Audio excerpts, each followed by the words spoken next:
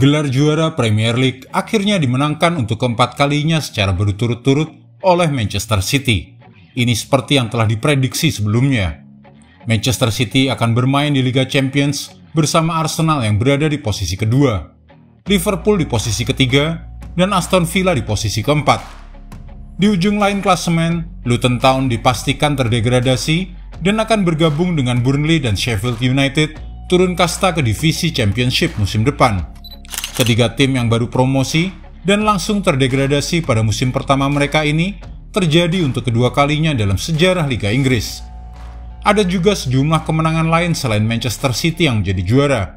Beberapa penghargaan individu yang diperebutkan juga telah ditetapkan pemenangnya. Mari kita lihat bagaimana rincian musim Liga Inggris paling mendebarkan ini berakhir. Simak penjelasannya sebagai berikut. Juara dan runner-up Premier League 2023-2024. Manchester City asuhan Pep Guardiola menjadi tim pertama dalam sejarah sepak bola Inggris yang mengamankan 4 gelar liga secara berturut-turut setelah mengalahkan West Ham United dengan skor 3-1. Arsenal yang berada di posisi kedua klasemen akhir memulai laga terakhirnya dengan selisih 2 poin di belakang City. Dan meski berhasil mengalahkan Everton dengan skor 2-1, hasil apapun menjadi sia-sia karena City menang atas West Ham United. Ini adalah ke-10 kalinya di era Premier League sejak 1992-1993, penentuan gelar juara harus diputuskan pada pertandingan hari terakhir. Tim yang lolos ke Liga Champions. 4 wakil dari Liga Inggris di Liga Champions musim depan yang telah menggunakan aturan baru telah ditentukan. Liverpool yang mengalahkan Wolves dalam pertandingan terakhir Jurgen Klopp di klub, dan Aston Villa akan bergabung dengan Arsenal dan City di kompetisi klub elit Eropa. Aston Villa yang ditangani oleh Unai Emery akan tampil di kompetisi tersebut untuk pertama kalinya sejak musim 1982-1983. Itu saat Liga Champions masih disebut Piala Eropa. Villa lolos meski kalah telak dari Crystal Palace pada hari terakhir.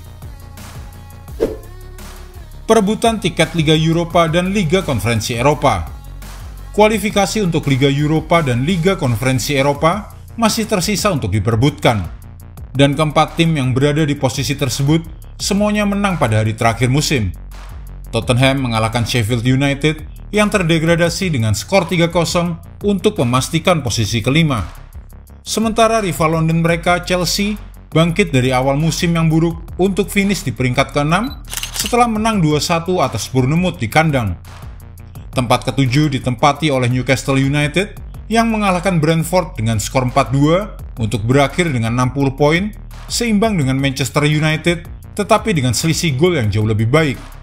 Sementara tim Erik ten Hag menang 2-0 di markas Brighton dan membuat hancur pesta perpisahan Roberto De Zerbi. Tiket ke Liga Eropa akan direbut oleh tim yang menduduki posisi kelima dan keenam dan mungkin juga posisi ke-7 klasemen. Namun ini tergantung pada hasil final Piala FA yang akan digelar akhir pekan depan. Jika Manchester City mengalahkan Manchester United, maka posisi kelima yang dihuni oleh Tottenham Hotspur dan posisi keenam yang dihuni Chelsea akan mendapatkan tiket ke Liga Eropa. Sementara posisi ke-7 yang dihuni oleh Newcastle United akan mendapatkan tiket ke Liga Konferensi Eropa. Namun jika Manchester United mampu mengalahkan Manchester City di Wembley, maka mereka akan bergabung dengan Spurs di Liga Eropa dan Chelsea akan turun kasta dan hanya akan berlaga di Liga Konferensi Eropa. Sementara Newcastle United harus menangis tidak akan mendapatkan apa-apa.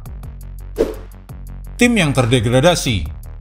Sheffield United, Burnley, dan Luton Town terdegradasi dan akan bermain di divisi Championship musim depan.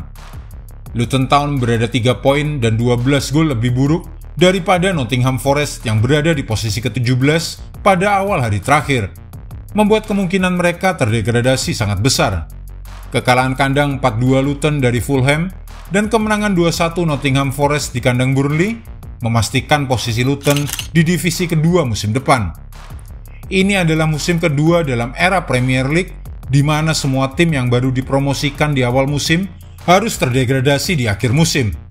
Terakhir kali hal ini terjadi pada musim 1997-1998, ketika Bolton Wanderers, Barnsley, dan Crystal Palace kembali ke divisi kedua setelah hanya semusim di Premier League.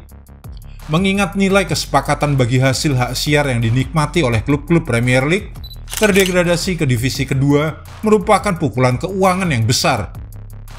Pemenang sepatu emas.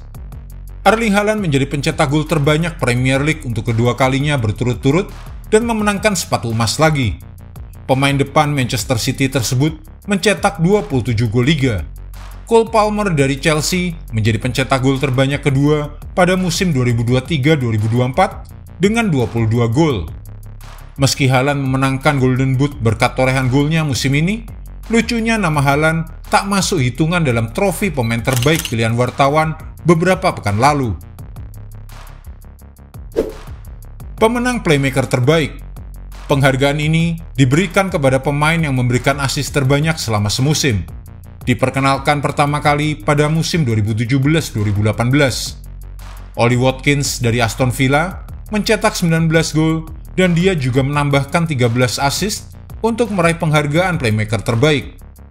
Rekan timnya di timnas Inggris, Cole Palmer, berada di posisi kedua dengan 11 assist. Pemenang penghargaan pemain, manajer, dan tim terbaik. Penghargaan-penghargaan ini akan diputuskan setelah putaran terakhir pertandingan. Phil Foden, pemain Manchester City, adalah favorit untuk dinobatkan sebagai PFA Players of the Year, dan keputusan siapa pemenang trofi ini akan ditentukan oleh para pemain.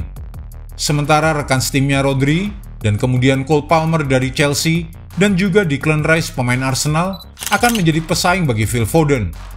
Sedangkan siapa manajer terbaik musim ini diputuskan oleh sebuah panel yang disusun oleh sponsor Liga Premier. Pep Guardiola, Mikel Arteta, dan Unai Emery adalah kandidat utama untuk trofi ini.